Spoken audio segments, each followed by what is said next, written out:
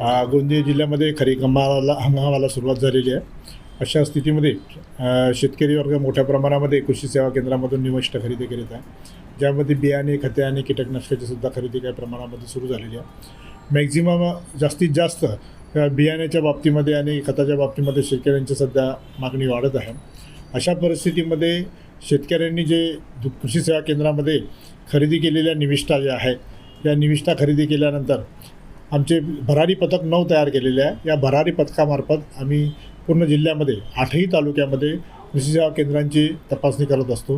काही ठिकाणी तक्रारी आल्या असेल तर त्या ठिकाणी आम्ही विशेष तपासणी आपण करत असतो. परंतु कृषी सेवा केंद्रामधल्या तपासण्या आणि उणिवा जर आढळल्या तर आम्ही त्या कृषी सेवा केंद्राला नियमानुसार कायदेशीर कारवाई करत असतो. अशा परिस्थितीमध्ये आम्हाला कृषी सेवा केंद्रामध्ये अनियमितता आढळून आली. त्या कृषी सेवा केंद्रांना आम्ही त्यांना निलंबित केलेले आहे आणि 8 कृषी सेवा केंद्र जे आहे की ज्यांनी कुठल्याच प्रकारच्या निविष्ठा खरेदी विक्रीचे व्यवहार केलेले नाही, अशांचे परवाने आम्ही कायमस्वरूपी रद्द केलेले आहेत. अशा प्रकारची कारवाई आपण यात केलेली आहे.